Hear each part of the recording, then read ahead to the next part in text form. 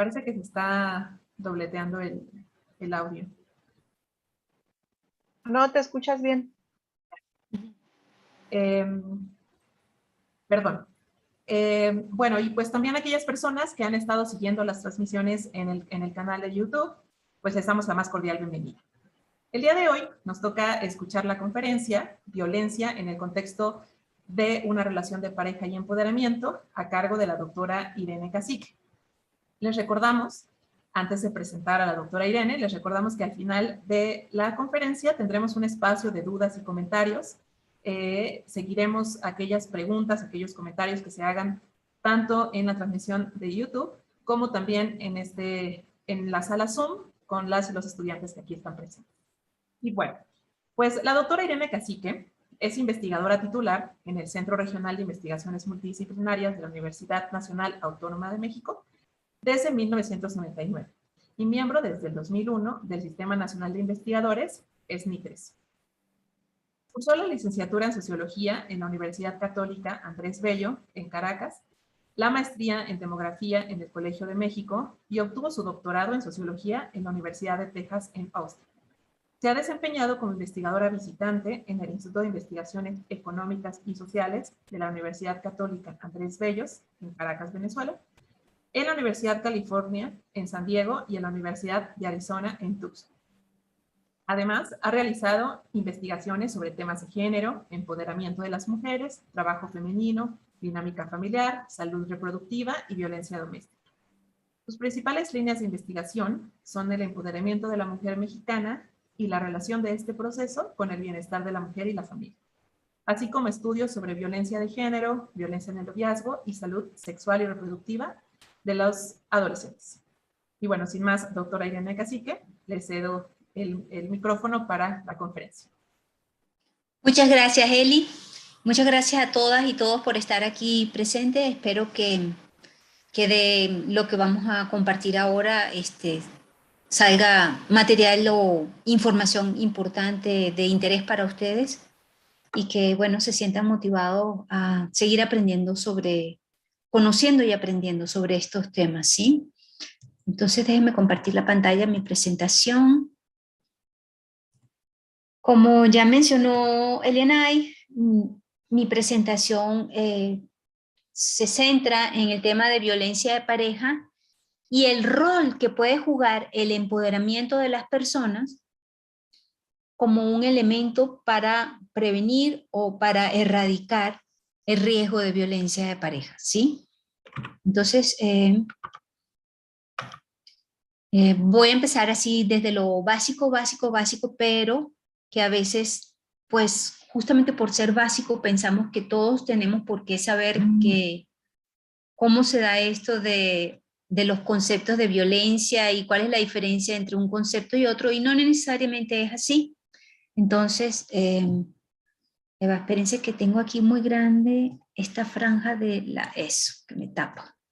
Muy bien, entonces lo que quiero en esta primera entrada es definir y distinguir entre los conceptos de violencia de género, de violencia contra las mujeres y de violencia de pareja.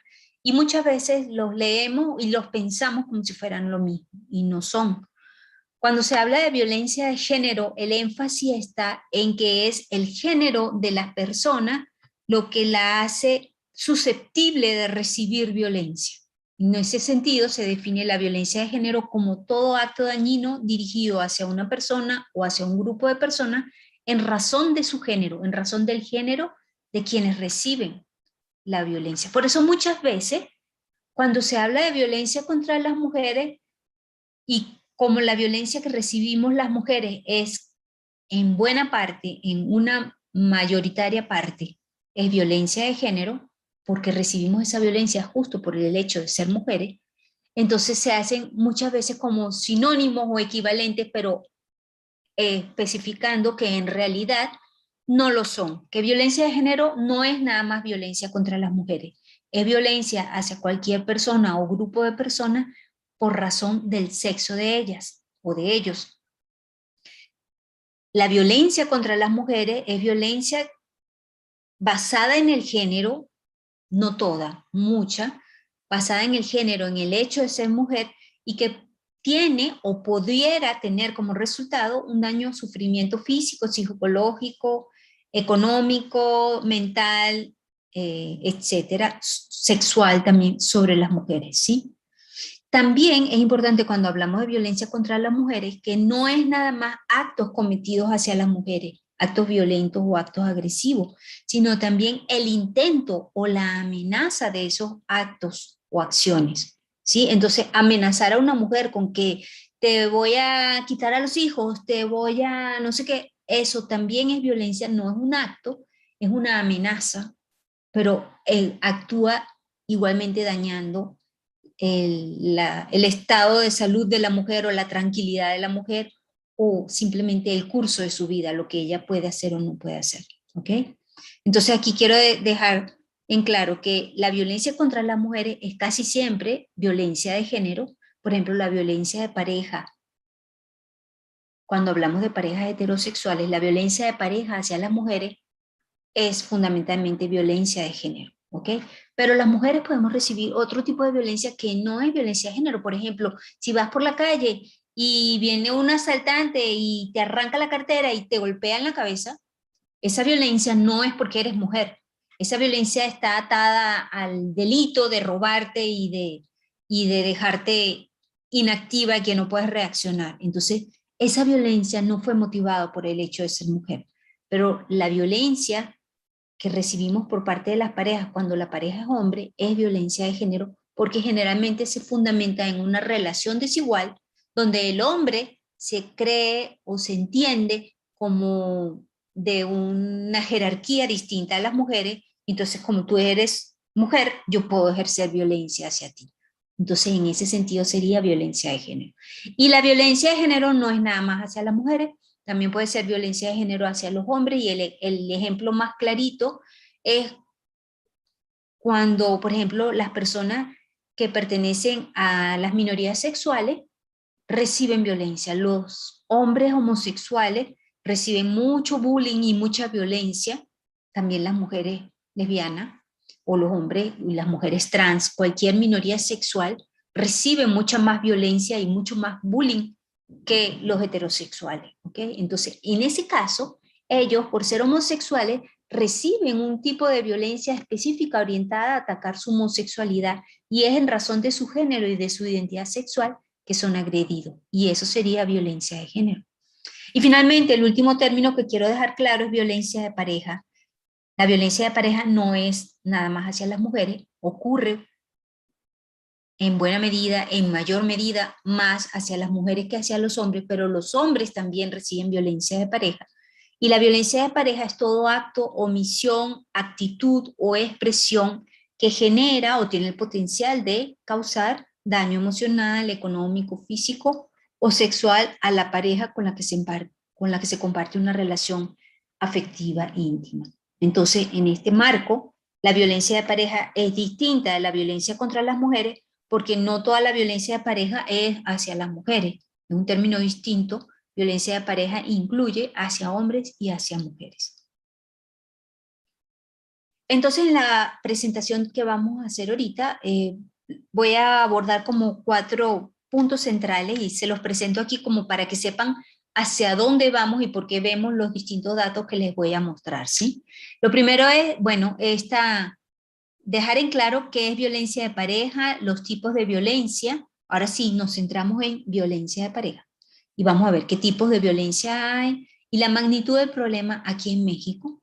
En el segundo punto de la presentación voy a abordar qué es el empoderamiento, sobre todo el empoderamiento entendido como un recurso para erradicar la violencia de pareja. Y voy a mostrarles en los puntos 3 y 4 cómo se vincula el empoderamiento. En el punto 3, el empoderamiento de las mujeres y el riesgo de sufrir violencia conyugal. Y en el caso en el punto 4, el empoderamiento de los adolescentes. ¿Cómo se vincula el empoderamiento de los adolescentes? Entendiendo por adolescentes jóvenes, en este caso los datos que voy a presentar van a ser de 15 a 19 años de edad. Y cómo eso influye en el riesgo que tienen de recibir violencia en el noviazgo. ¿ok? Violencia en el noviazgo sería un tipo de violencia de pareja, cuando la relación no es una relación marital ya de convivencia, sino todavía de noviazgo, ¿ok? Entonces, bueno, hablando de eso y de los distintos tipos de violencia, pues podríamos hablar de tipos de violencia desde distintas lentes o de distintos ángulos. Podemos clasificar la violencia, la violencia de pareja. En primer lugar, es importante clasificar y distinguir si estamos hablando de violencia heterosexual o de violencia homosexual o violencia que sufren otras orientaciones sexuales, otras identidades sexuales por parte de su pareja, ¿ok? Entonces, aquí hay un primer lente o corte que tenemos que tener claro. ¿Estamos hablando de parejas heterosexuales o de parejas homosexuales? O de algún otro tipo de pareja, por ejemplo, donde ambos integrantes son transexuales, o donde uno es homosexual y el otro es trans, por ejemplo, cuando ya estamos fuera del escenario de la heterosexualidad. Entonces, bueno, ese es un primer ángulo que hace diferencias y que es importante tener presente. Otro ángulo importante, otra arista, es si las personas que conforman la pareja viven juntos o no viven juntos. Eso hace una gran diferencia porque vivir juntos abre la puerta a convivir y a compartir determinadas experiencias y determinados escenarios que pueden incrementar el riesgo de violencia. Ahorita luego lo mencionamos, ¿sí? Pero entonces tendríamos que distinguir entre las parejas cuando hay una unión conyugal, no importa si es legal o no es legal, si es matrimonio ya así frente a un juez o es una convivencia, pero ya están viviendo juntos como pareja, eso lo entenderíamos como una unión conyugal. Y cuando no están viviendo juntos, pensaríamos en una violencia de pareja en el marco de un noviazgo. Y también aquí entra dentro de la violencia de pareja la violencia que existe entre dos personas que fueron previamente novios o fueron previamente pareja conyugal y que ahora están separados. ¿Ok? Entonces, mucha de la violencia, muchos de los feminicidios, por ejemplo, ocurren por directamente la pareja o exparejas. Entonces, esas exparejas que hemos tenido no necesariamente salen del radar de nuestras vidas como, ok, ya me libré a lo mejor de alguna mala experiencia con esta persona, si es que eso era lo que estaba yo presintiendo o sintiendo en mi relación de pareja. No, cuando somos exparejas seguimos expuestos, sobre todo obviamente cuando esa relación dejó de existir en un tiempo relativamente reciente. ¿Okay? Otra arista, otro elemento que hace diferencias en la violencia de pareja es si los actores, si los integrantes de la pareja son adolescentes o son adultos. Y ahorita van a ver por qué y la diferencia que hace cuando hablamos de adolescentes o de adultos. ¿Okay? Pero así, para darles un primer elemento, es mucho más prevalente, mucho más extendida la violencia de pareja en parejas de adolescentes, por lo menos en el caso de México. No puedo generalizar, no sé si en todos los países ocurre lo mismo, pero aquí en el caso de México, los niveles de violencia de pareja son particularmente altos en la población adolescente, más que en la población adulta. Y bueno, otro elemento que no define el tipo de pareja, pero que define como el tipo de violencia, es si esa violencia se da en una sola dirección de un integrante de la pareja hacia el otro, o va en ambas direcciones, ambos integrantes de la pareja ejercen y reciben violencia, ¿ok? Entonces, hablaríamos de violencia unidireccional cuando solamente va de uno hacia otra o de una hacia el otro, y bidireccional cuando va entre ambos. Y bueno, no lo he dicho explícitamente, pero vamos a centrarnos en esta presentación en violencia de pareja en parejas heterosexuales, ¿ok? Porque la información de la que dispongo para esta presentación está basada en información de parejas heterosexuales. Ok, entonces cuando miramos, además de todos aquellos lentes, esta es la clasificación más conocida de los tipos de violencia de pareja, y es cuando nos orientamos al tipo de acto cometido o sobre qué es cometido ese acto, ¿no? Entonces, si es un acto que afecta la psique o la salud emocional, mental de las personas, se considera violencia psicológica o violencia emocional, serían equivalentes ambos conceptos, y se refiere a toda esta serie de prohibiciones, coacciones, condicionamientos, intimidaciones, amenazas, actitudes devaluatorias hacia la pareja o de abandono o de ignorarla, insultos, burlas, silencio, gestos, todo esto es el paquete de lo que se considera es violencia emocional. El segundo tipo de violencia, que es el que en automático pensamos cuando nos hablan de violencia, es la violencia física, y es la violencia que se ejerce sobre el cuerpo de la otra persona. Se comete directamente en el cuerpo haciendo uso de la fuerza física o de algún tipo de arma, objeto o sustancia, y que puede provocar o no lesiones internas o externas, ¿ok? Es violencia física si yo te doy un golpe, salga o no salga morado. Quiero decir que haya o no haya lesiones, el acto sigue siendo violento, aunque no haya dejado secuelas, ¿ok? Entonces, el filtro no es si le pasó algo a quien recibe la violencia, es lo que se ejerce desde la otra persona independientemente del resultado, ¿ok? Bueno, un tercer tipo de violencia que ocurre en las parejas, fundamentalmente en las parejas conyugales, que son las que comparten un gasto económico y un hogar. Entonces, la violencia económica es todo acto u omisión que afecta la supervivencia económica de la mujer, en este caso si es ejercida hacia la mujer, porque estamos también, no lo he dicho explícitamente, pero vamos a hablar de violencia de pareja heterosexual y fundamentalmente hacia las mujeres. Vamos a ver un poquito de violencia también hacia los varones, los adolescentes, pero es poquito la información que voy a presentar aquí. Está más centrada en violencia hacia las mujeres. ¿Ok? Entonces, la violencia económica es todo acto u omisión que afecta a la supervivencia económica, yo digo de la mujer, pero puede ser de la persona, que se manifiesta a través de actos encaminados a limitar, controlar o impedir el ingreso de sus percepciones económicas. Y lo más usual es que en las parejas casadas, y ya de cierta edad, porque espero que esté ocurriendo distinto en las parejas jóvenes, lo usual era que si la mujer trabajaba, que no era lo usual antes, ahora empieza a ser medianamente usual, tampoco es todavía lo más usual, porque créanlo o no, nada más alrededor del 45% de las mujeres o menos del país trabajan, ¿ok?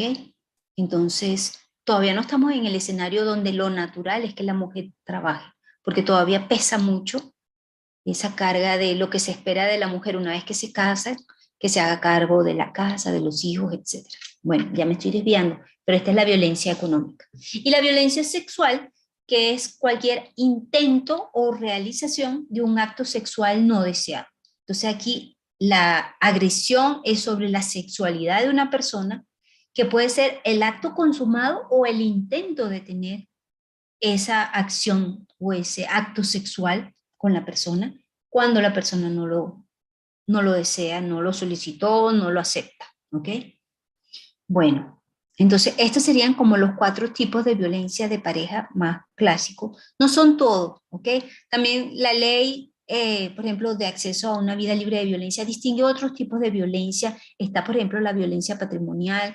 Hay otros tipos de violencia, pero estos son los 4 tipos más fuertes, más frecuentes y más medidos también a través de las encuestas que tenemos en México. Entonces, decía que dependiendo de la naturaleza de la relación en la pareja, puede ser una violencia conyugal, la violencia de pareja, o puede ser una violencia en el noviazgo. ¿Okay? Ahí por ahí hay alguien que tiene la cámara prendida y que el micrófono también, creo. Por ahí se oyó un ruidito, no sé.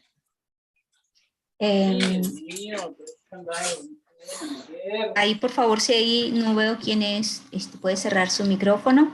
A ver, déjame subir aquí. Violeta Guadarrama, si puedes cerrar tu micrófono, por favor. Gracias. Entonces, es importante distinguir entre violencia conyugal y violencia en el noviazgo por lo que decía.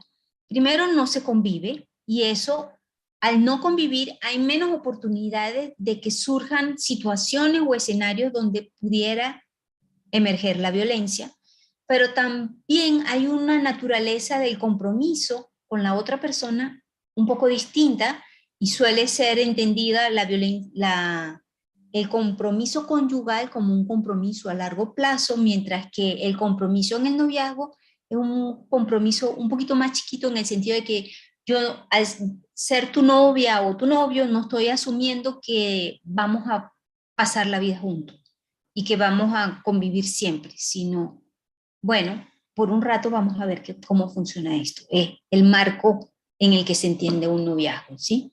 Y la otra diferencia que decía es que no se comparten gastos en el caso del noviazgo, en tanto que en una relación conyugal, pues sí se comparten gastos de los hijos, del mantenimiento de la casa, etcétera.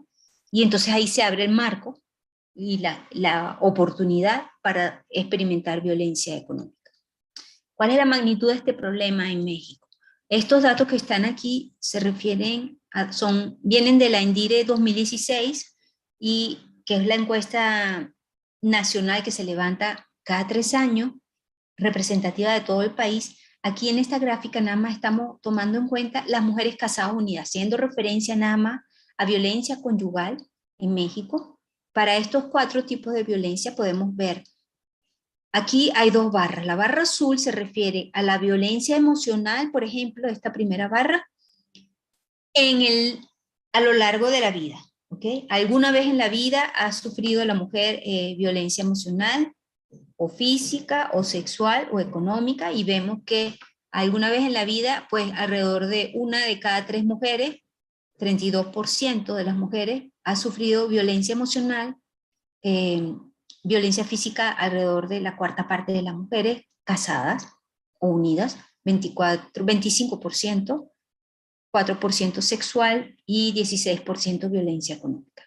Un paréntesis, tenemos a veces cuando vemos distintas publicaciones sobre violencia de pareja, encontramos distintos porcentajes y uno no sabe a quién creerle, ¿ok? Entonces, bueno, yo nada más les explico que las mismas cifras que publica el InMujeres no coinciden con las que yo les estoy presentando. ¿Por qué? Porque la encuesta trae un montón de preguntas para medir violencia violencia emocional, por ejemplo.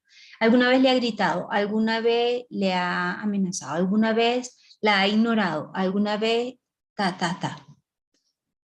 Y entonces para cada una de esas preguntas uno puede responder nunca, alguna vez, varias veces, muchas veces. Más o menos esas son las 4 respuestas. ¿Y qué pasa? Que INEGI y mujeres y muchos autores cuentan como violencia emocional, aquí es donde está la diferencia de mis cifras con otros autores. Cualquier sí, o sea, si dijiste que sí una vez me gritó, eso cuenta como violencia emocional.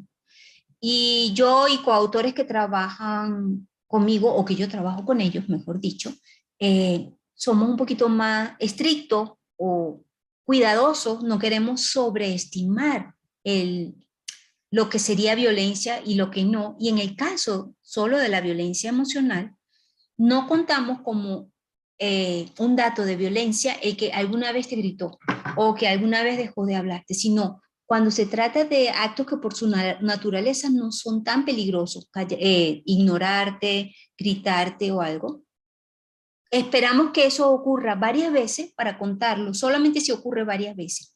O solo si varias de las manifestaciones, una vez me gritó, una vez me ignoró, una vez no sé qué, ok, entonces eso ya lo tomo como un caso de violencia emocional.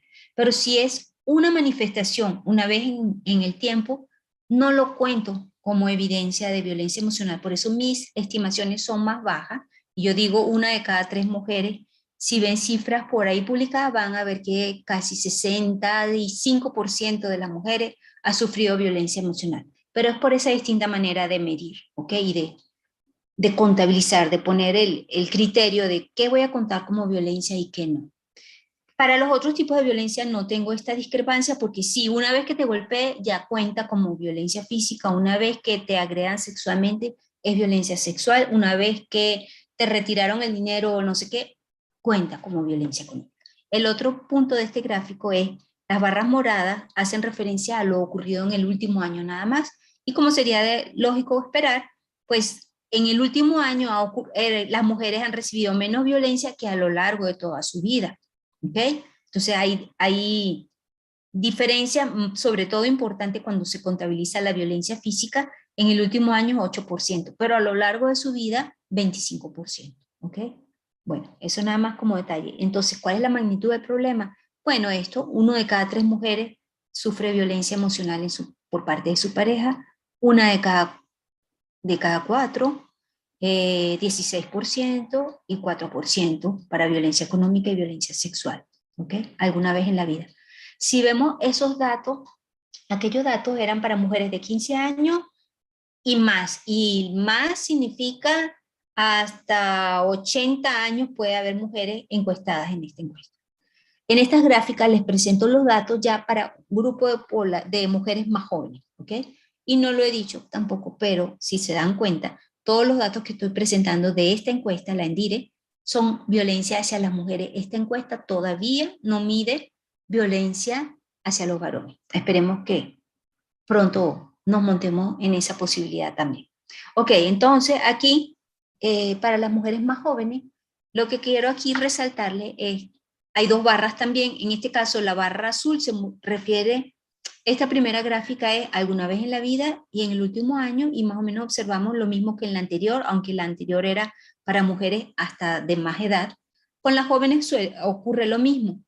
La prevalencia de violencia emocional es prácticamente la misma, 31.3, y hay diferencias cuando contamos la violencia a lo largo de toda la vida, que son las barras azules, que cuando contamos esa violencia solamente en el último año. ¿Ok? Entonces, bueno, los valores son mucho más bajos porque estamos hablando de mujeres más jóvenes. Si estás más joven, has estado menos expuesto al riesgo de tentativamente o teóricamente de violencia porque has recorrido menos experiencias en la vida. Pero aquí también está jugando en favor de que haya mucha violencia el hecho de la edad más joven. Y eso se hace evidente, más evidente aquí. En esta segunda gráfica, las barras azules son mujeres de 15 a 19 años, es decir, adolescentes, y la barra naranja son mujeres jóvenes de 20 a 29 años, ¿ok? Entonces, miren la diferencia, por ejemplo, en violencia emocional, es muchísimo más frecuente para las adolescentes, 32%, si lo redondeamos, que 18% en las mujeres de 20 a 29 años. Y en todos los tipos de violencia observamos que es más frecuente, más prevalente, más alto el porcentaje de mujeres que sufren ese tipo de violencia cuando son mujeres adolescentes que cuando son mujeres jóvenes. Entonces aquí empieza ya a brincar la relevancia de analizar de manera separada la violencia que sufren los adolescentes, las adolescentes del resto de la población. ¿Ok? Y sí es más prevalente la violencia de pareja para los adolescentes que para los adultos. Cuando vemos la prevalencia de las violencias, estos son datos ya de otra encuesta, esta ya no es la ENDIRE, sino de una encuesta que yo levanté en Morelos, Jalisco y Puebla en el año 14, solo entre adolescentes, y aquí sí recojo información tanto de violencia hacia las mujeres como de violencia hacia los varones. Entonces aquí en esta gráfica, la barra, no sé qué color es esto, digamos beige, son los hombres y esta más ladrillo serían las mujeres, ¿ok? ¿Qué vemos? Bueno, cuando hablamos de violencia emocional, las mujeres tienen un porcentaje más alto de mujeres adolescentes, estamos hablando solo de adolescentes en Morelos. Las mujeres adolescentes de Morelos reciben más violencia emocional que los varones, pero no es tampoco tanta la diferencia aquí en Morelos. Cuando hablamos de violencia física, pues es distinto. No es muy grande la diferencia, pero los varones reportan recibir más violencia física que la violencia física que reportan recibir las adolescentes en el noviazgo. ¿Ok?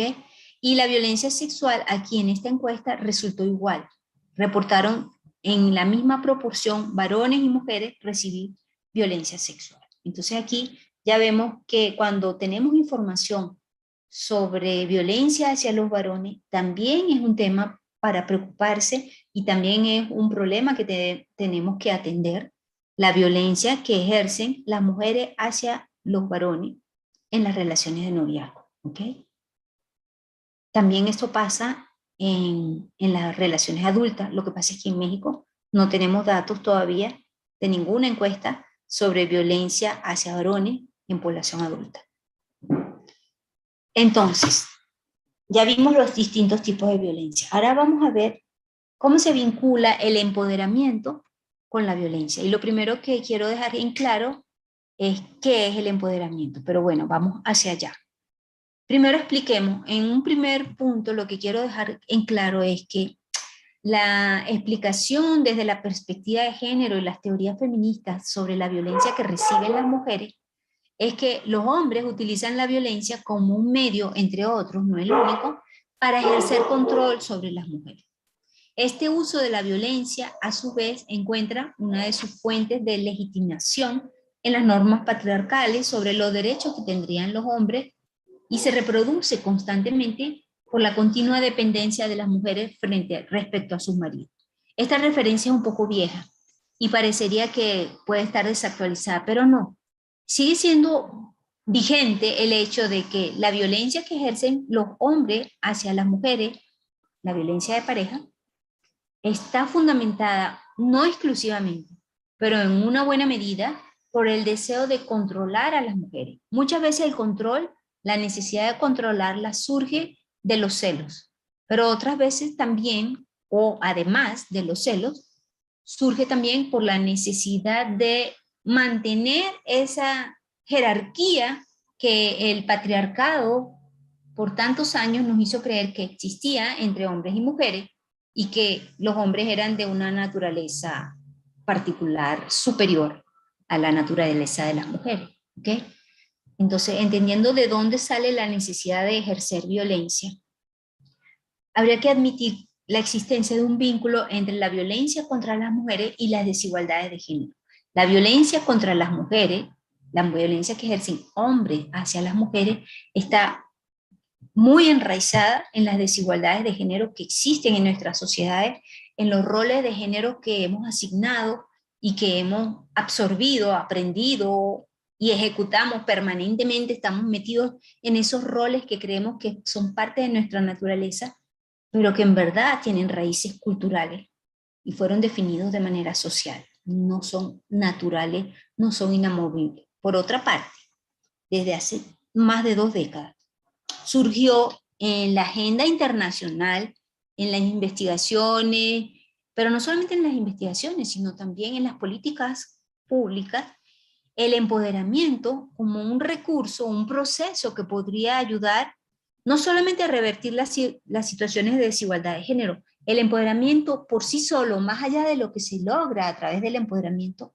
el empoderamiento en sí es un proceso deseable, pero además conlleva a una serie de logros y de transformaciones en la sociedad que también son muy deseables. Uno de esos logros es la transformación de las desigualdades de género y de esa subordinación de las mujeres frente a los hombres socialmente establecida, ¿sí?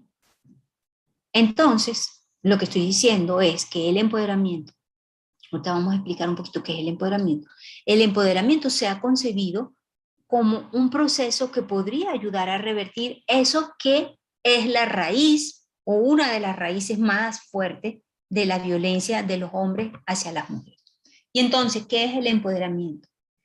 Una definición que para mí es la definición semilla, la definición más, aunque ya también tiene sus años, una definición clave.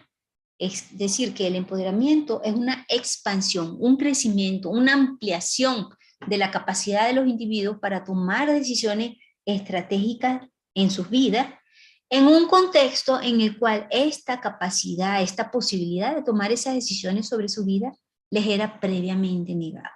¿Ok? Esta definición de Kabir es seminal para mí.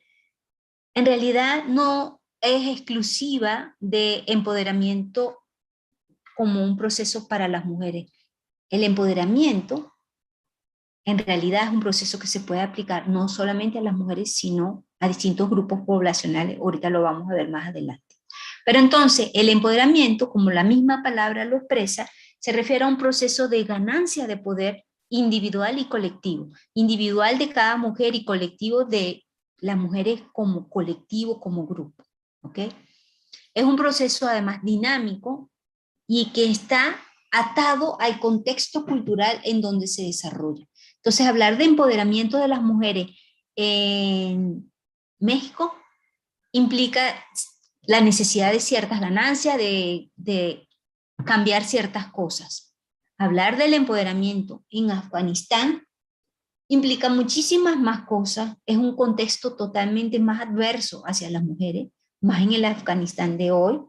Entonces, es un proceso que lo que constituye empoderamiento, la identificación de qué aspectos o qué procesos o qué ganancias o qué situaciones representan empoderamiento de las mujeres, está en función del contexto específico de las mujeres que estemos analizando.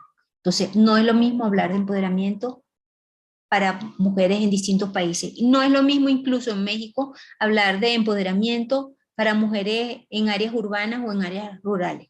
O no es lo mismo hablar de empoderamiento para las mujeres no indígenas y para las mujeres indígenas. ¿Okay? Entonces va atado al contexto cultural en que están insertas las mujeres. El empoderamiento de la mujer presupone en todas las sociedades, y esto sí es común para todas las sociedades y en todos los contextos, la necesidad de empoderamiento de las mujeres emerge de que los hombres están controlando a las mujeres y las vidas de las mujeres, y este control se fundamenta en estos sistemas de valores y normas de desigualdad de género que prevalecen en nuestros contextos. Eso sí es común, eso ocurre en todas las sociedades, en mayor o menor medida. ¿Ok?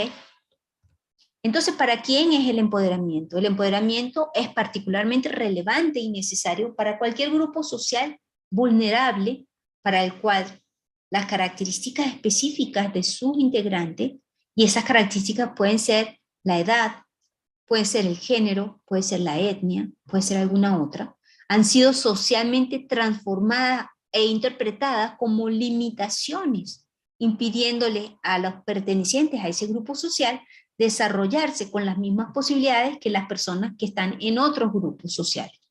Entonces, por ejemplo, si hablamos de las mujeres son un grupo social vulnerable en el contexto donde no tenemos las mismas posibilidades de desarrollo que otros actores sociales, que en este caso, cuando hablamos de mujeres, pues los otros actores sociales que tienen unas posibilidades y unas capacidades de desarrollo pleno en su vida son los hombres. ¿Ok?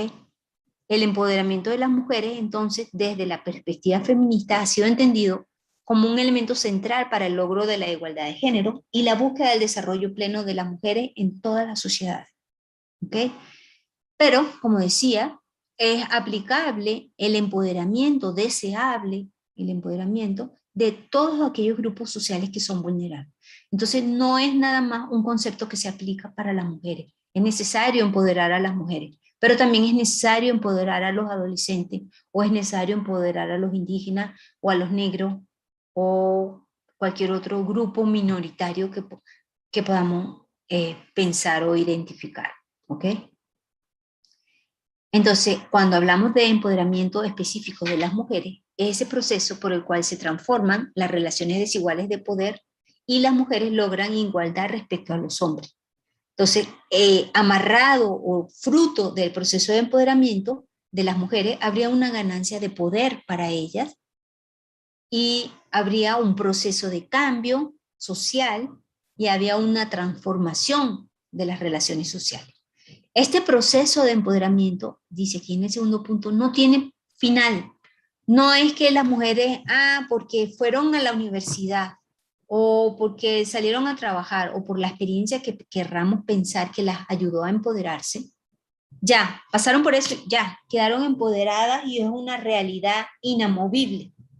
No, todas las realidades sociales son dinámicas, cambiantes, entonces el proceso de empoderamiento no tiene un punto final. Primero, porque el contexto puede cambiar.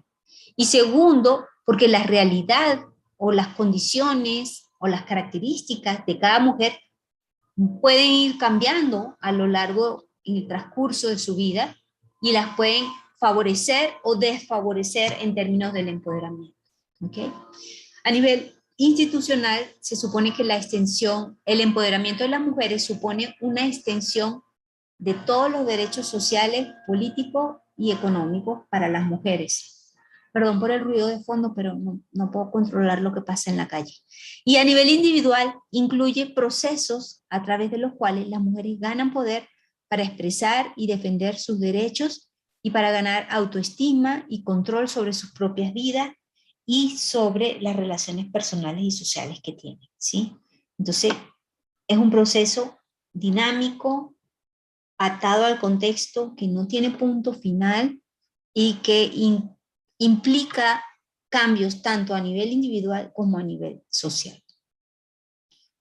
Los procesos o las experiencias que facilitan que las mujeres se puedan empoderar, ¿cuáles son? Son múltiples, son muchos y además también están muy atados al contexto desde el cual ocurre el empoderamiento de cada grupo de mujer o de cada mujer. Pero hay procesos que en general en todas las sociedades contribuyen a facilitar el empoderamiento de las mujeres. El primero, el fundamental, es el acceso a la educación, ¿sí? Y aquí otra vez, nuevamente, esto está condicionado por el contexto. Puedes ir a la universidad aquí y puedes ir a la universidad en la India y puedes ir a la universidad en la China, pero en cada contexto ese acceso a la educación puede abrirte más o menos puertas. En todos te abre puertas, comparado con quienes no acceden a la educación.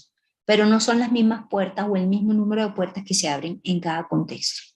Pero bueno, la educación es un proceso o una experiencia que facilita el empoderamiento de las mujeres. Otro proceso u otra experiencia es el trabajo remunerado.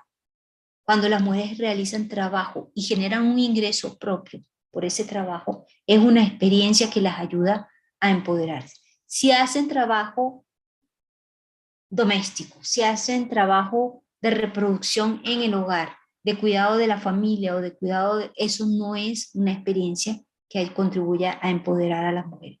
Pero si hacen trabajo en la casa o afuera, pero por el cual reciben un ingreso, eso sí es una experiencia de empoderamiento. La participación política también es una experiencia que contribuye a empoderar a las mujeres. La organización y el trabajo en redes también es una experiencia sumamente rica que abre muchas puertas de empoderamiento. El entrar en contacto con otras mujeres para trabajar por el acceso al agua en mi comunidad, para trabajar por, no sé, por la escuela de nuestros hijos, para promover el derecho al aborto, por la causa que sea y por la razón que sea, esta organización y trabajo en redes es una experiencia que siempre contribuye a multiplicar las posibilidades de empoderamiento y la generación de conciencia. Obviamente, cuando yo entro en contacto con ciertos conocimientos o informaciones que contribuyen a darme conciencia sobre ciertas situaciones que ocurren y sobre ciertos escenarios en los que estoy inmerso y a lo mejor no había tomado conciencia. Ejemplo, esta charla y todas las charlas que están tomando en este ciclo son actividades que esperamos promuevan y contribuyan a generación de mayor conciencia en cada uno de ustedes sobre las diferencias de género y las desigualdades de género. Esa posibilidad no necesariamente es en una charla, es una lectura, un artículo que me leí. Muchas experiencias pueden ayudarte a generar o adquirir conciencia y esto contribuye a facilitar el empoderamiento de las mujeres o de quien se esté empoderando. ¿Okay? Pero es importante notar que ninguna de estas experiencias por sí sola implica empoderamiento. O sea, no todas las mujeres que trabajan se empoderan. No todas las mujeres que participan en la política se empoderan. ¿Ok? Porque, bueno, va atado a, por ejemplo, cuando trabajas, a lo mejor trabajas y recibes un ingreso. Pero, ¿qué tipo de trabajo estás realizando? ¿En qué contexto estás realizando ese trabajo? ¿Y qué capacidad de decisión tienes sobre el ingreso que está generando tu trabajo? Son elementos que pueden mitigar o anular la posibilidad de que tu trabajo te empodere. Si yo estoy haciendo un trabajo esclavizante, si yo estoy en una oficina qué sé yo, poniendo sello, o haciendo un trabajo que para nada supone un proceso creativo, intelectual, estimulante, sino es algo repetitivo. Si estoy en aislamiento, no estoy haciendo mi trabajo en contacto con otras personas.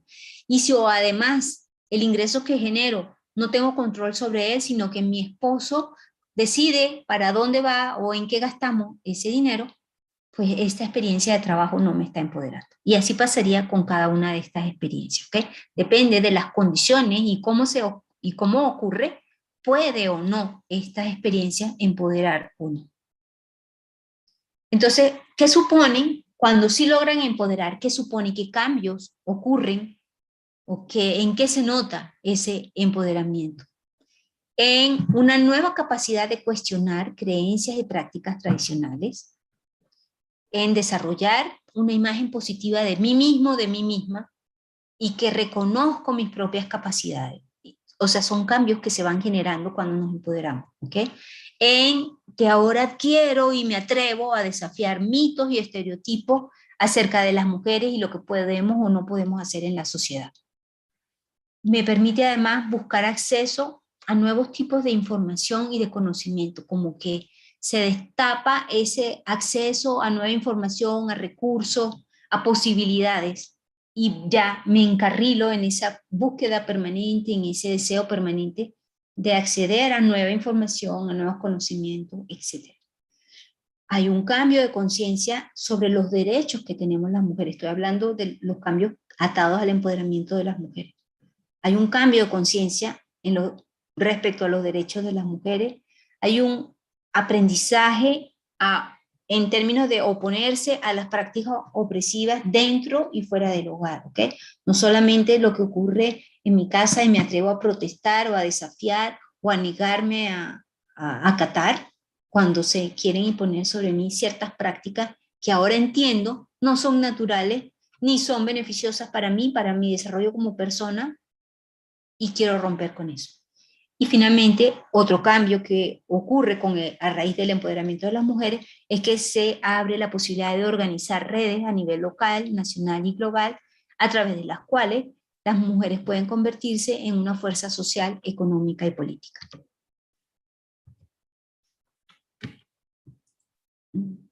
Ok.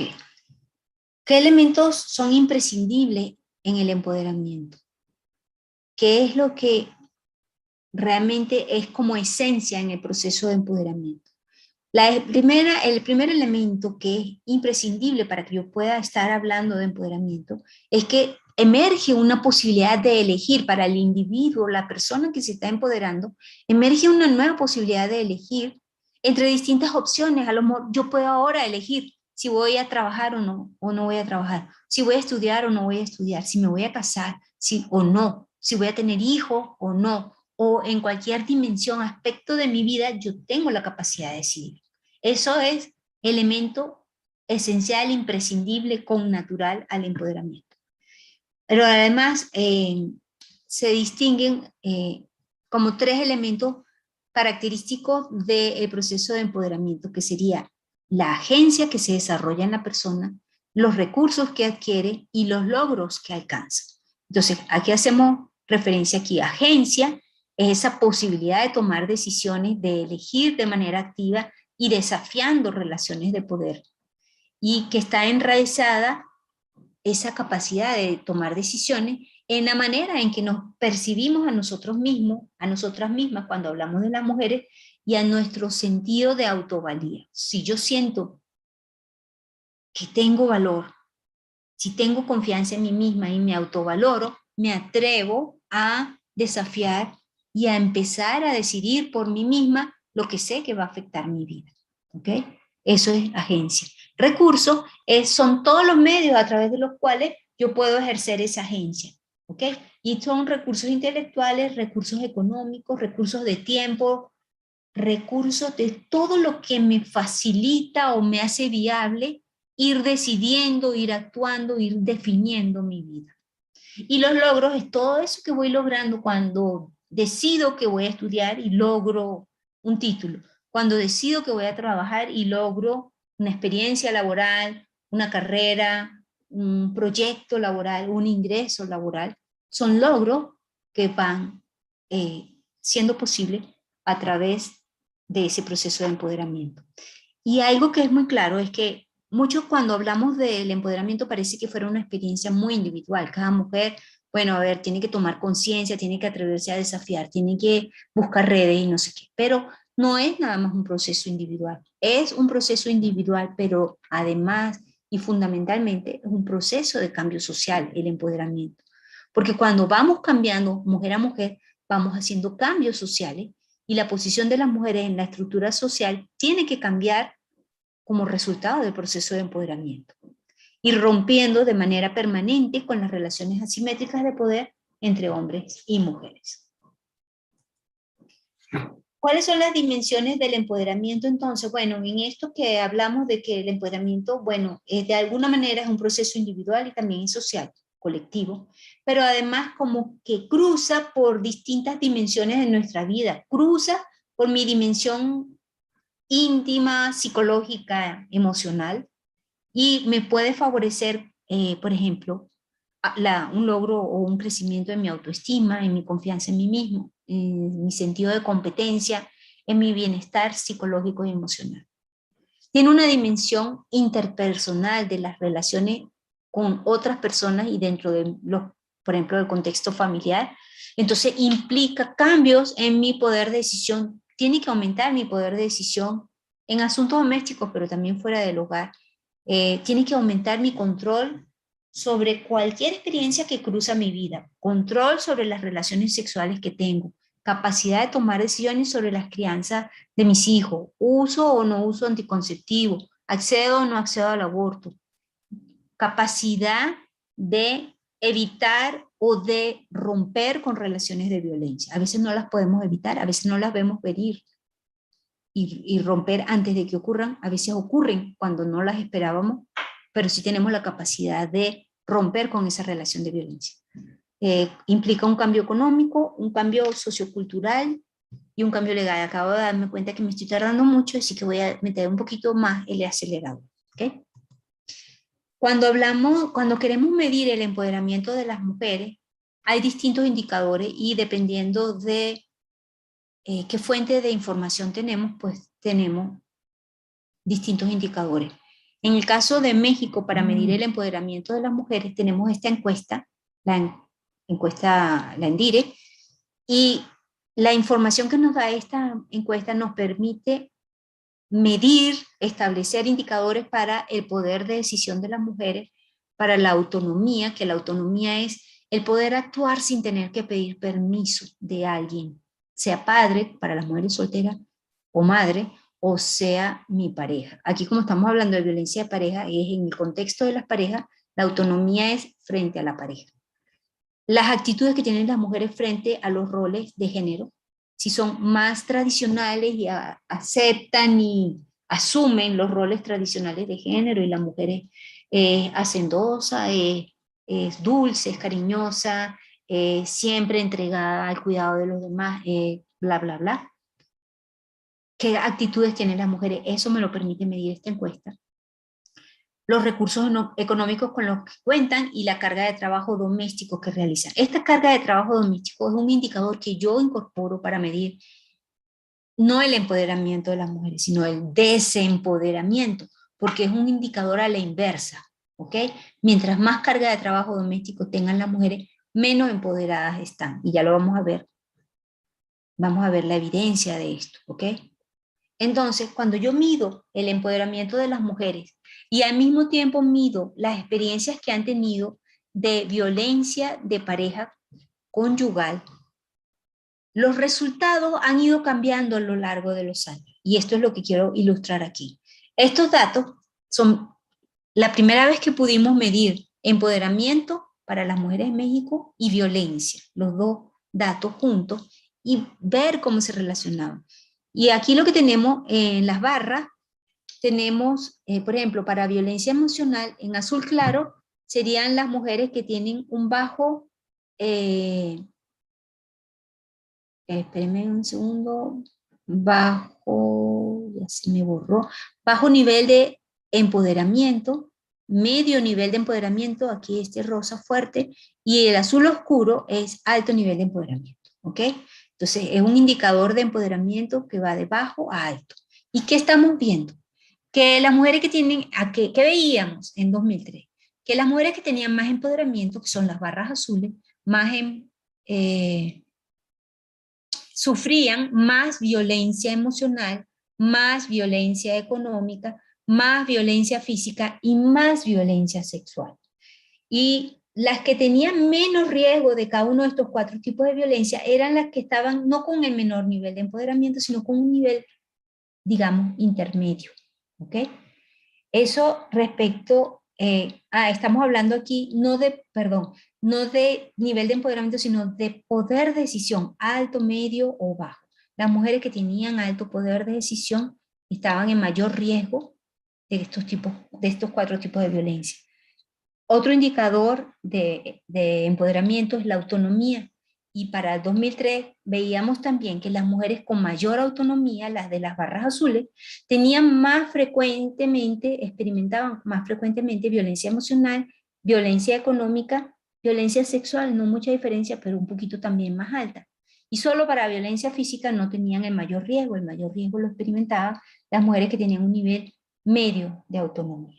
¿Okay? Entonces, en 2003, que no está muy lejos, no hace ni 20 años, a lo mejor 20 años suena mucho tiempo para ustedes porque están jóvenes, pero no hace mucho tiempo, de 20 años atrás, las mujeres que tenían mayor poder de decisión, las mujeres que tenían mayor autonomía, estaban en mayor riesgo de violencia de pareja conyugal. ¿Qué pasa con esa misma información cuando nos montamos hace 10 años atrás, en 2011? Cambia. Y aquí ya no es nada más poder de decisión y autonomía, sino aquí ya lo vinculo con otros indicadores del empoderamiento de la mujer, también con su participación en el trabajo doméstico, la participación de su pareja, del esposo en el trabajo doméstico y los recursos económicos de los que dispone la mujer. Estas barras son distintas, son verticales. Las barras que corren hacia la derecha son factores que incrementan el riesgo de violencia emocional. Por ejemplo, el residir en un área urbana incrementa el riesgo de las mujeres de recibir violencia emocional. Esto es 2011. De que la mujer hablara lengua indígena también incrementa su riesgo, que no trabaje, etc. Pero veamos aquí los indicadores de empoderamiento. Los indicadores de empoderamiento corren hacia la izquierda, es decir, que no facilitan o no aumenta el riesgo de violencia emocional, sino que al contrario, se convierten en factores protectores, a diferencia de lo que ocurría en 2003, en 2011, el empoderamiento de la mujer en distintas dimensiones del empoderamiento empezaron a proteger a las mujeres ya del riesgo de violencia emocional, también de violencia física y ahorita vamos a ver que también para sexual y económica. El único indicador que no es de empoderamiento, es de contraempoderamiento, es el de participación en el trabajo doméstico. Las mujeres, en cuanto es mayor la carga de trabajo doméstico que realizan, más riesgo tienen de sufrir los 4 tipos de violencia. Aquí estamos en violencia emocional, esto es violencia física, estamos viendo que todos los indicadores de empoderamiento corren hacia la izquierda, protegen del riesgo de estos tipos de violencia, excepto la participación en el trabajo doméstico. Y no quiero dejar de hacer evidente que la contraparte de la participación de la mujer en el trabajo doméstico, que es la participación de su pareja en el trabajo doméstico, disminuye el riesgo de violencia. Es decir, cuando el hombre participa en el trabajo doméstico, hay menos riesgo para la mujer de cada uno de los tipos de violencia de pareja.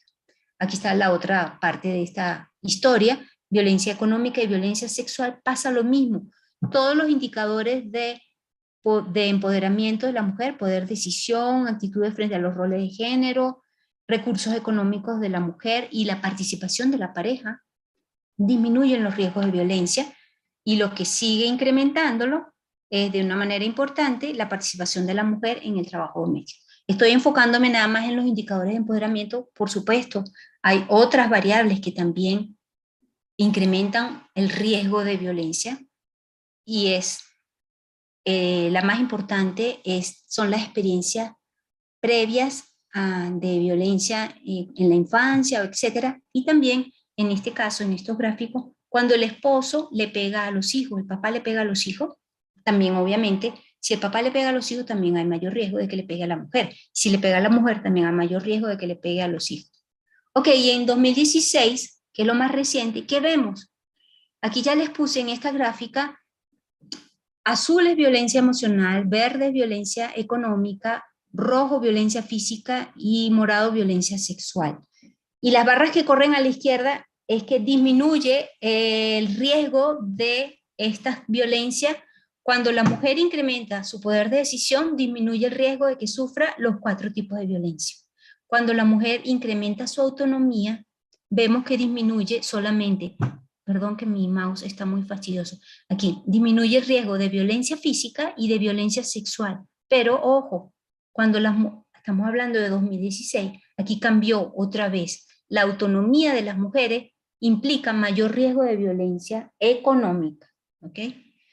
Y así, para cada indicador de empoderamiento, vemos que corren hacia la izquierda, excepto cuando la mujer participa más en el trabajo doméstico, aumentan los 4 tipos de violencia, y cuando la mujer tiene actitudes igualitarias respecto a los roles de género, cuando se atreve a desafiar esos roles de género tradicionales, pues ahora en 2016 incrementan los 4 tipos, el riesgo de los 4 tipos de violencia, fundamentalmente el de violencia sexual, el de violencia económica en segundo lugar, física, y lo más poquito, o lo más chiquito, violencia emocional.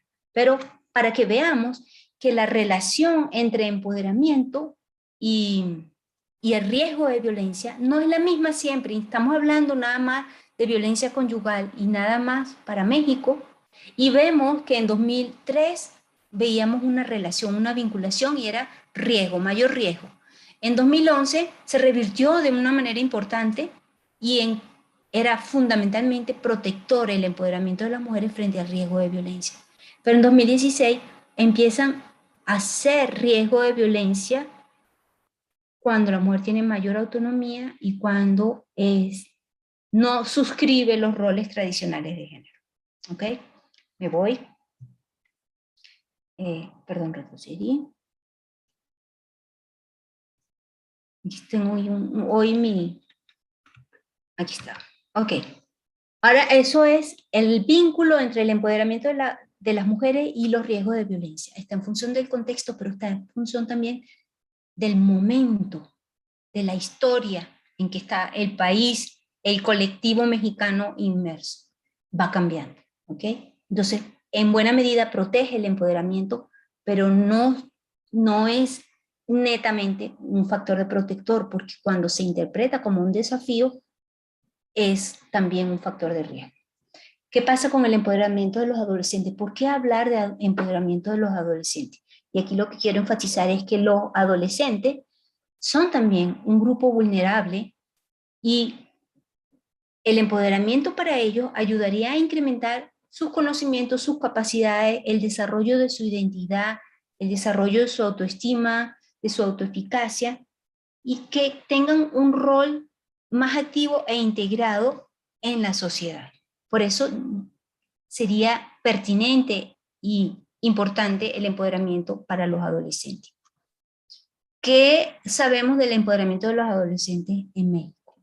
Bueno, en esa encuesta que yo levanté, yo medí el empoderamiento de los adolescentes a través de 6 indicadores. Medí la autoestima, la agencia, que es esa creencia, esa certeza o no que tenemos de que podemos resolver los problemas que se nos presentan y que tenemos capacidades para controlar nuestra vida y nuestras acciones. Las actitudes frente a los roles de género, tradicionales o no, el poder en la relación de la pareja, de poder tomar decisiones frente a tu pareja y decidir qué quieres hacer y qué no quieres hacer, no solamente a dónde vas, con quién conviven, qué amigos tienen, sino también si tienen o no tienen relaciones sexuales, etc. El empoderamiento social, que es como esa dimensión, ese vínculo que tienen los adolescentes con su comunidad más inmediata, y si se sienten parte de esa comunidad, se sienten además con capacidad de participar en esa comunidad o no. Y el poder sexual. Cuando medimos el empoderamiento de los adolescentes a través de estas 6 dimensiones y con cada uno con sus indicadores, en el caso de México, cuando yo comparo el empoderamiento, estos son adolescentes y esto es no solamente adolescentes de Morelos, sino adolescentes de Morelos, Jalisco y Puebla.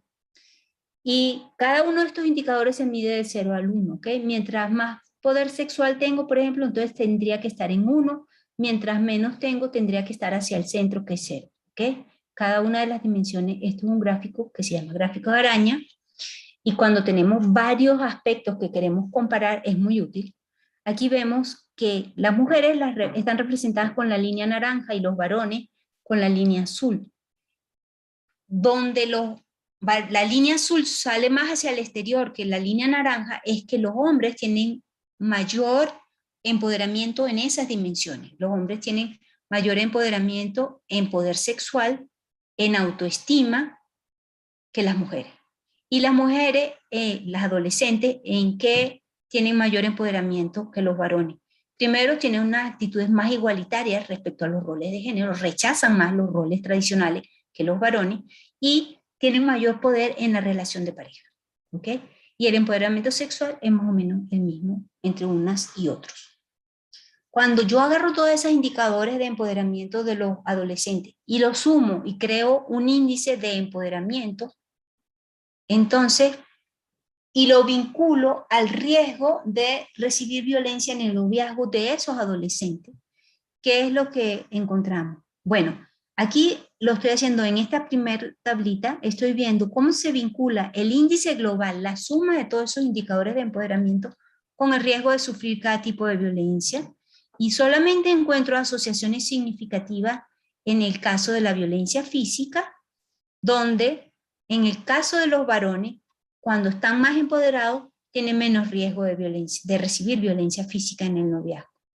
Pero en el caso de las mujeres adolescentes, cuando están más empoderadas de manera global, sin distinguir por dimensión, sino de manera conjunta, tienen mayor riesgo de recibir violencia en el noviazgo, violencia física. ¿Ok? Eso es riesgo de recibir violencia, pero en esta encuesta yo también mido la violencia que ejercen ellas y ellos. Y cuando vemos la relación del índice global de empoderamiento con el riesgo de que a mayor empoderamiento, ¿qué riesgo hay de que ejerzas violencia hacia tu novia o hacia tu novio? Bueno, vemos una relación, una asociación significativa. En el caso de los varones, mientras más empoderado, menos violencia emocional ejerce. Y otra vez, solamente para los varones encuentro una asociación con la violencia física, donde no puedo moverme aquí, mientras más empoderados están, hay menos riesgo de que ejerzan violencia física hacia sus parejas. Y no pude encontrar evidencias de asociaciones significativas de este indicador global de empoderamiento con los riesgos de ejercer violencia para las mujeres. ¿Ok? Y volviendo al riesgo de recibir violencia, cuando ya no veo el indicador global, el índice global de empoderamiento, sino distintas dimensiones del empoderamiento para ellas y para ellos, ¿qué encontramos? Que en el caso de los varones, el empoderamiento social y el poder en la pareja, a medida que tienen más poder en la pareja y mayor empoderamiento social, disminuye un poco el riesgo de que reciban violencia en el noviazgo. Pero curiosamente, y esto es un dato contraintuitivo y no esperado, en la medida en que los varones tienen mayor agencia, mayor certeza de que pueden controlar su vida y de que pueden resolver los problemas que se les presenten, hay mayor riesgo de que reciban violencia física. ¿Ok? Ok, aquí no estoy poniendo toda la atención. Aquí hay 3 colores y los colores no es para violencia física, económica y emocional, sino los colores hablan de la direccionalidad de la violencia. Lo azul es que violencia mutua, entonces lo comenté mal. Cuando los varones tienen mayor empoderamiento social y cuando tienen mayor poder en la pareja, hay mayor riesgo de que la violencia en el noviazgo sea mutua. o sea que la ejercen tanto ellas como ellos. Y cuando los varones tienen más agencia, hay mayor riesgo de que solo reciban violencia y no de que ejerzan o de que estén en una relación bidireccional de violencia. Para las mujeres, ¿cuáles son los resultados? Que cuando tienen mayor autoestima, hay mayor riesgo de que solo reciban violencia, y cuando tienen una actitud más igualitaria frente a roles de género y mayor poder en la pareja, hay mayor riesgo de que estén en una relación de violencia mutua. ¿Ok? Entonces, el empoderamiento, además, influye no solo en el riesgo de que ejerzas o de que recibas violencia en el caso de los adolescentes, sino cómo reaccionas cuando recibes violencia. Entonces, ¿cuáles son las respuestas de las adolescentes frente a la violencia que reciben de sus parejas? Frente a la violencia física, las adolescentes, y esto nada más saqué el dato para las y no para los, por cada incremento unitario, mientras vaya incrementando el poder que tienen ellas en la pareja, se va reduciendo en 94% por cada incremento unitario. Acuérdense que es un valor en el índice que por cada vez que crezcan en un punto en ese índice, va a disminuir 94% la probabilidad de que perdone al novio frente a un acto de violencia física.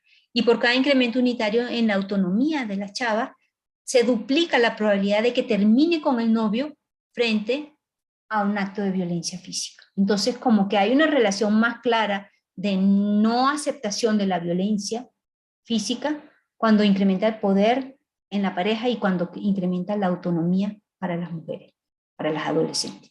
Y frente a una agresión sexual, por cada incremento unitario en el poder de decisión que tienen las mujeres frente a su pareja, disminuye 98% la probabilidad de perdonar a la pareja frente a la agresión sexual. Entonces también nos da como mayor capacidad de reacción y de posibilidades de salir de una relación violenta cuando se incrementa el empoderamiento. En este caso nada más son los datos para ellas, pero pasa lo mismo también para ellos. ¿Okay? Y algo muy frecuente entre los adolescentes es que, a ver, ¿cómo lo digo? Algo que expresa de manera clara su empoderamiento sexual es que tengan capacidad de rechazar acercamientos sexuales, iniciativas sexuales que ellos no desean o ellas no desean. ¿Ok? Entonces, aquí esta gráfica sí es para varones y para mujeres. Las mujeres son lila y los varones agua marina. ¿Y qué pasa? ¿Qué me está diciendo esto? Frente a un intento de relación sexual que ella o él no deseaban, para las mujeres el índice de poder sexual incrementa, porque va hacia la derecha la barra, la probabilidad de que ella rechace ese acercamiento sexual. Y también les da más capacidad el conocer más sobre los métodos anticonceptivos. Esto ya no es empoderamiento, pero esto es información, recursos. El conocimiento sobre los anticonceptivos les permite a las chavas con bastante importante efecto rechazar esos acercamientos sexuales no deseados. Y curiosamente, las chavas que pertenecen a un nivel socioeconómico muy bajo, más que las que están en un nivel socioeconómico medio o alto, tienen mayor probabilidad de rechazar esas relaciones sexuales que no desean. Para los varones, ¿qué pasa? Para los varones encontramos asociaciones significativas, estadísticas, es que cuando los varones tienen unas actitudes igualitarias frente a los roles de género, ello facilita la probabilidad de que rechacen relaciones sexuales no deseadas. Si los varones están insertos en un esquema tradicional de roles de género y creen que tienen que demostrar que son hombres porque siempre están dispuestos al sexo, porque siempre tienen ganas, porque son súper potentes o súper, no sé, activos sexualmente, entonces tienen menos probabilidad de rechazar las relaciones sexuales que no desean. Pero si tienen actitudes igualitarias y están rompiendo con ese esquema de masculinidad necia, se atreven en mayor medida a rechazar relaciones sexuales que no desean. Y también Para los varones hay otro dato importante. Cuando usaron condón en la primera relación sexual, tiene mayor probabilidad de rechazar las relaciones sexuales que no desean. En fin, cerrando, ¿qué sabemos? Que la relación entre empoderamiento de las mujeres y violencia contra la mujer es compleja, que adopta distintos significados dependiendo del tipo de violencia que consideramos, de la dimensión de empoderamiento que revisamos, del contexto en el que estamos y del momento en que estamos haciendo el análisis. Estos resultados sugieren que el empoderamiento femenino en México, a través de ganancias en el poder de toma de decisión y de autonomía de las mujeres, pueden exponerlas, al menos temporalmente, a más conflictos con sus parejas, pero al mismo tiempo podría estar proporcionándoles nuevos elementos para evitar o rechazar ciertos tipos de violencia, tal como la violencia física. Y las evidencias parecen apuntar que en el caso de México, las pautas culturales han comenzado a cambiar en dirección a una mayor igualdad entre los géneros, que se evidencia en asociaciones mayoritariamente positivas entre el empoderamiento y el riesgo de violencia. O sea, si bien algunos elementos de empoderamiento pueden incrementar el riesgo de violencia hacia las mujeres, la mayoría de ellos está actuando en el sentido de protegerlas del riesgo de los distintos tipos de violencia. Entonces, ¿qué planteamos?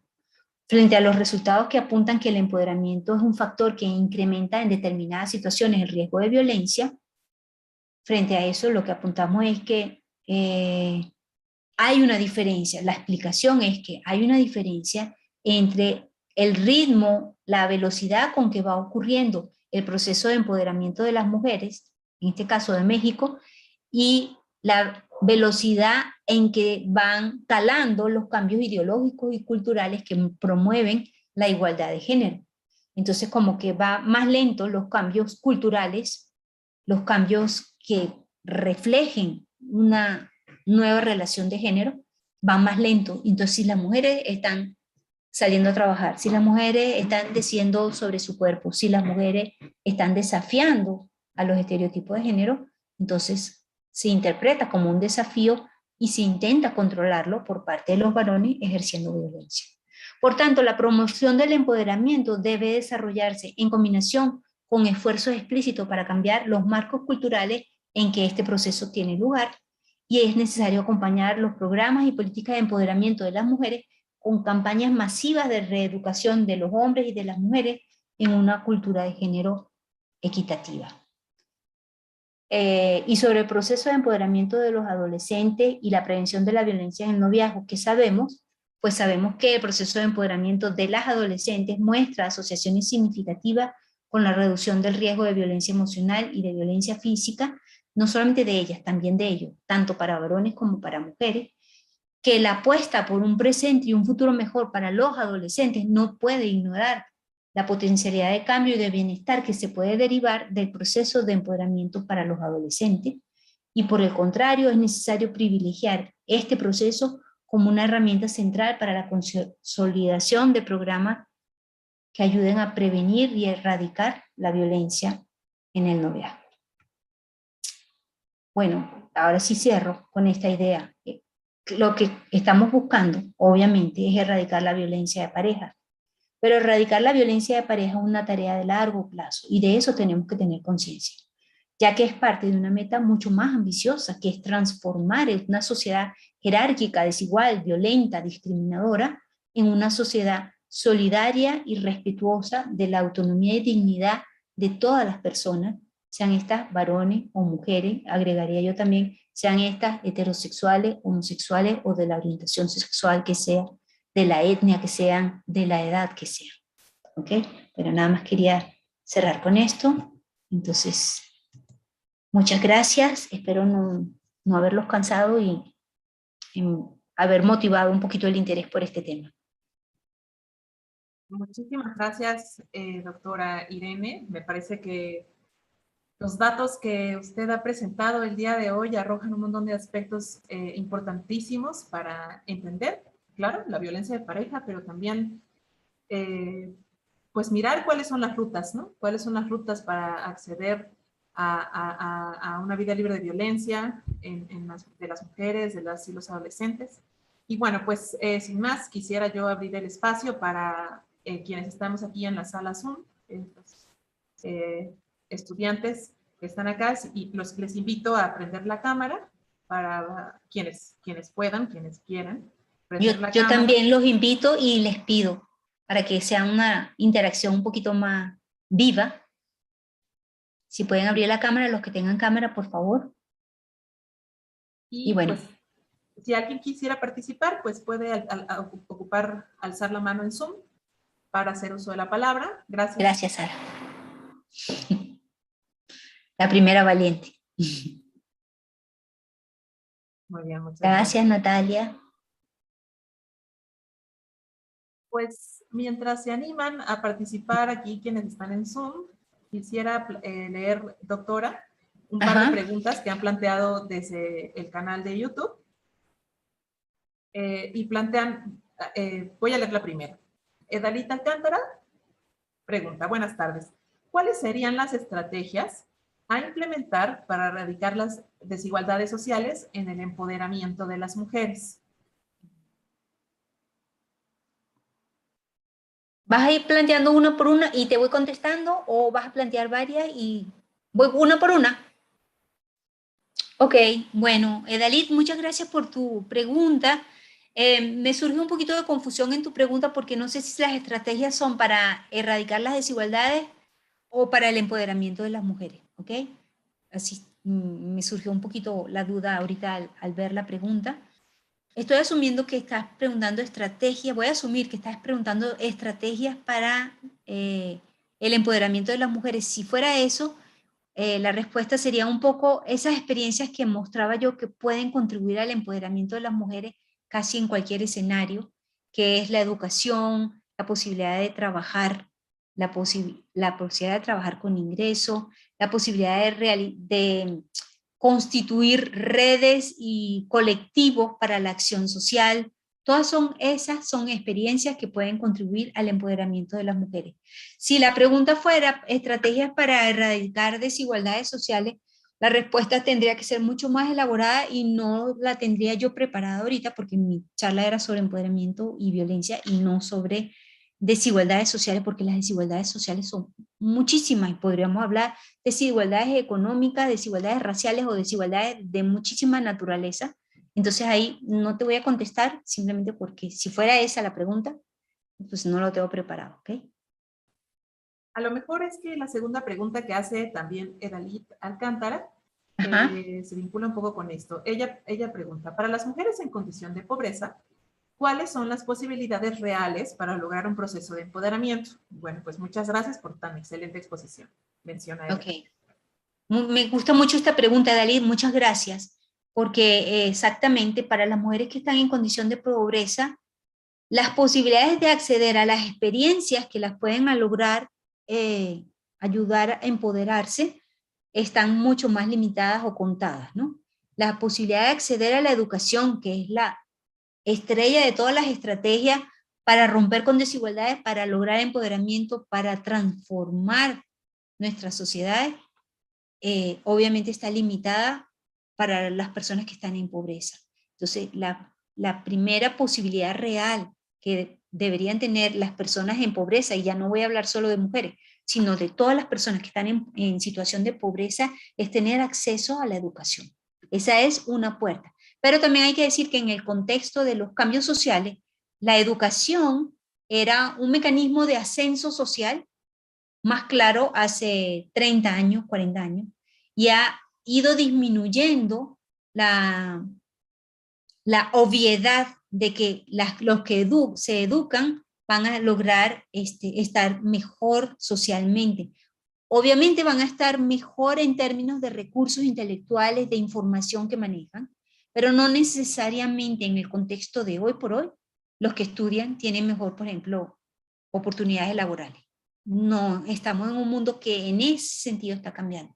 Pero otra estrategia para salir de la condición de pobreza, además de la educación, una estrategia clave es el acceso al empleo remunerado, al trabajo remunerado, porque no necesariamente es empleo, a lo mejor es un trabajo por iniciativa, donde yo soy mi propio jefe, de una empresa o una iniciativa que yo elaboro y no es empleo, entonces no estoy trabajándole a nadie, pero estoy trabajando y generando un ingreso. Esa posibilidad de acceder a un recurso económico mediante el trabajo es también clave para salir de la condición de pobreza. Y bueno, reconozco humildemente que no es pobreza mi tema de especialidad, entonces seguramente hay muchísimas más otras estrategias claves, pero estoy segura de que estas dos que estoy mencionando son esenciales para salir de la condición de pobreza.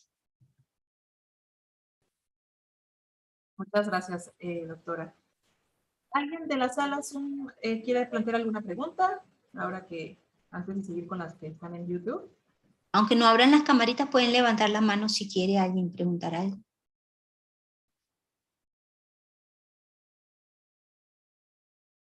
Bien, pues seguimos entonces. Ah, alguien alzó la mano. Andrés. Bien, Andrés, gracias. Adelante. Buenas tardes. Sí, bueno, muchas gracias por la plática, en primer lugar. Y quería saber si, o sea, también existe la posibilidad de que a lo mejor las mujeres que enfrentan un proceso de empoderamiento también toman más conciencia acerca de la violencia que viven. Porque, o sea, a lo mejor también parte del cambio que vemos en los estudios es que ellas, a través de, no sé, incrementar su autonomía o su agencia, empiezan a darse cuenta de la violencia que han vivido a lo largo de su vida. Sí, muchas gracias, Andrés. Efectivamente, parte de, estaba por ahí en alguno de mis slides, pero no sé si lo mencioné, creo que no lo mencioné. Uno de los cambios que se producen cuando las mujeres se empoderan es tomar conciencia sobre los derechos que como mujeres tienen. Y uno de los derechos que tenemos como mujeres es vivir sin violencia. ¿Ok? Entonces, el derecho a mi integridad física, el derecho a trabajar, el derecho a vivir sin violencia, son derechos que puedes tomar conciencia mucho más fácilmente si estás en un proceso de empoderamiento. ¿Ok? Entonces, obviamente sí, en ese sentido, el empoderamiento te vincula a, no necesariamente a un menor riesgo de violencia, pero sí debería darte herramientas para reconocer una relación de violencia y para querer salir de esa relación de violencia y para poder salir de esa violencia. ¿Con qué recursos sales de esa violencia? Si estás en una relación de violencia, pero estás en el escenario donde dependes de tu esposo, que es el único que trabaja, y tienes 4 hijos, es mucho más difícil que te atrevas a salir de esa violencia que si eres una persona autónoma económicamente que genera su propio ingreso y que tiene la posibilidad de romper con esa relación de violencia sin que te coarte el miedo de cómo voy a subsistir, por ejemplo, económicamente. ¿Ok? Entonces, sí, tanto el empoderamiento económico, el empoderamiento intelectual que se tiene que dar cuando accedes a recursos intelectuales, a información, tienen que ayudarte a reconocer y a salir de la violencia con mayor facilidad. Gracias, Andrés. Hay aquí una pregunta, doctora, igualmente del canal, que se relaciona un poco, creo que ya está contestada, pero la voy a leer. Pregunta Rosario Baena. ¿Es posible que cuando las mujeres se encuentran en un proceso de empoderamiento aumente la violencia en su contra? Sí, sí.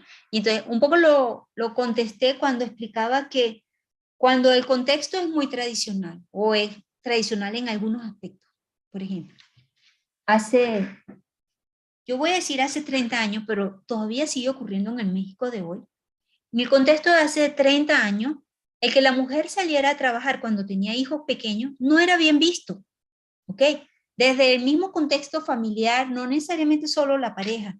La mamá de esa mujer, las hermanas de esa mujer, las amigas de esa mujer, se atrevían a juzgar, opinar que esa mujer no cuidaba a los hijos y a la familia como debía hacerlo por salir a trabajar.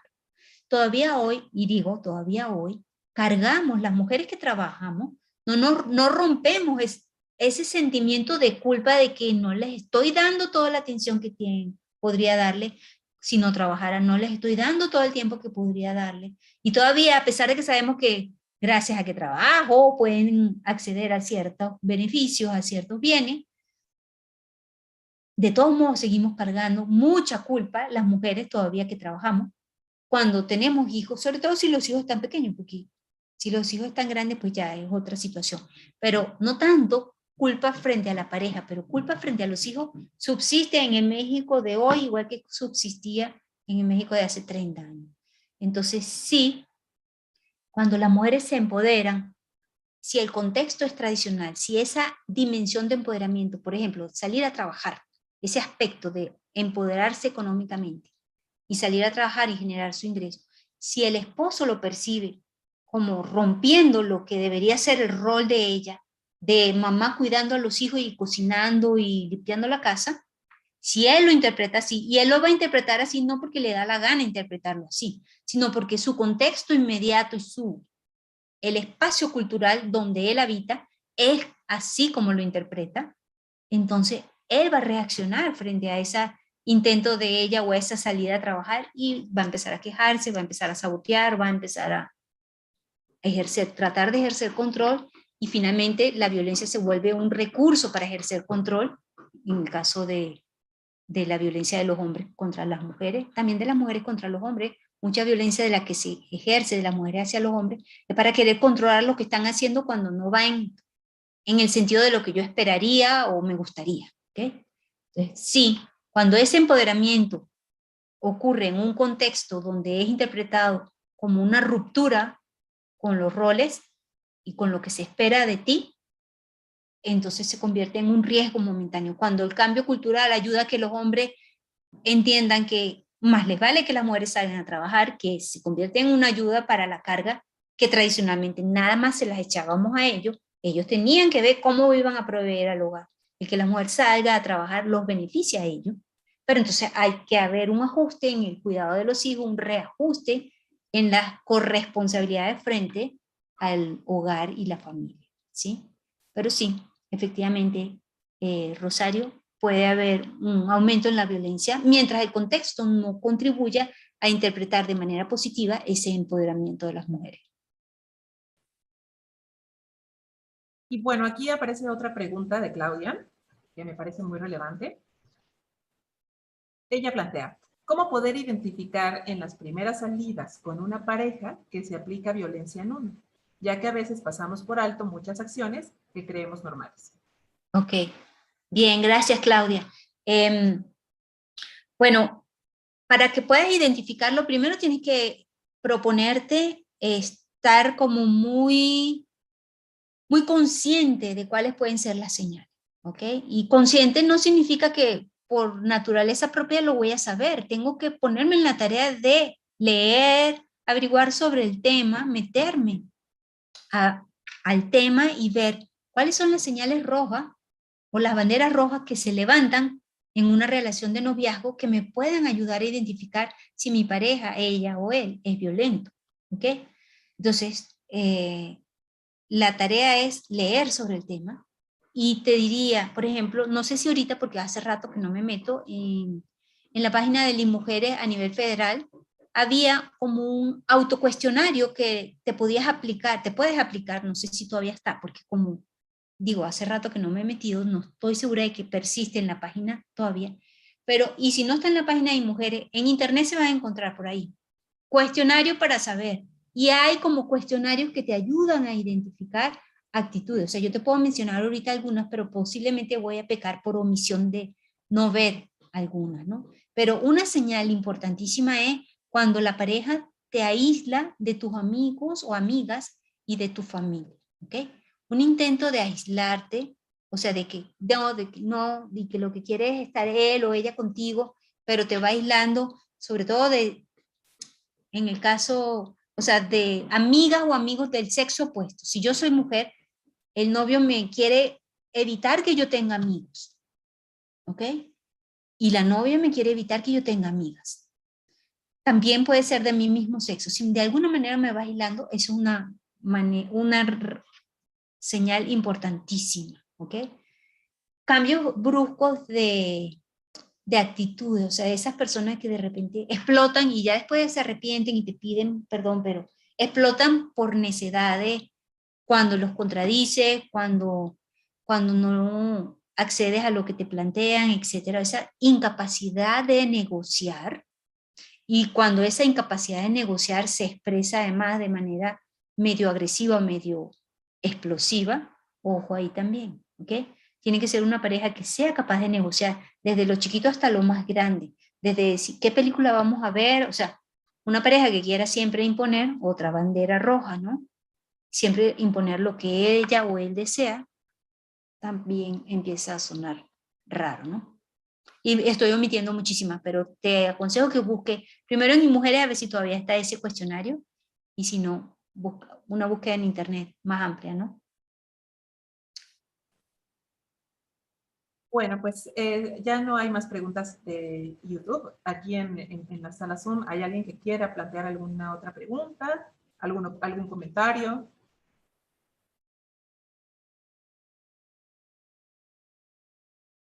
Víctor menciona muy buena presentación. Gracias, Víctor.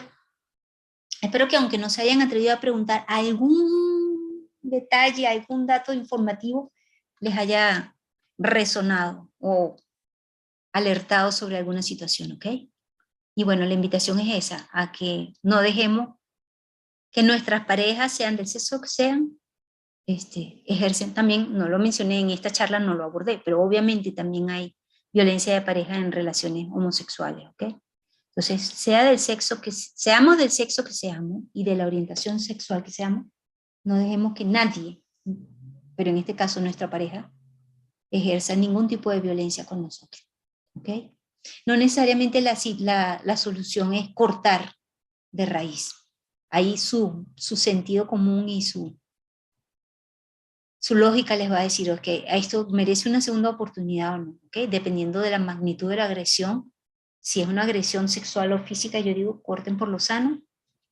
Si es una agresión emocional, se puede aprender a manejar las situaciones si la otra persona está dispuesta. Si no, bueno, hay que cortar por lo sano. ¿Ok? Pues ahí está la información sobre la mesa. Creo que vale la pena indagar, como ya bien lo ha mencionado la doctora Irene Cacique, buscar y pues mirar nuestros propios procesos de empoderamiento. Y pues nada, muchas gracias, doctora, por tanta información. Gracias a quienes han estado aquí escuchando y nos vemos en la siguiente sesión de este ciclo de conferencias. Muchas gracias a todas y todos.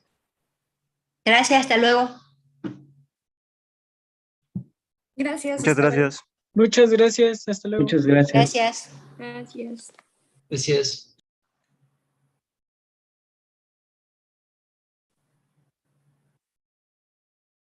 Gracias, Elienay. Estuvo buenísimo. Estaba yo escuchando, porque es que creo que nunca me había tocado escucharte en una conferencia y ahora estaba, bueno, o sea, mandándole la información a porque me parece que es súper interesante, o sea, porque las acciones de prevención, pues tendrían que orientarse hacia allá, pues, ¿no? Claro, claro. Gracias, Elienay.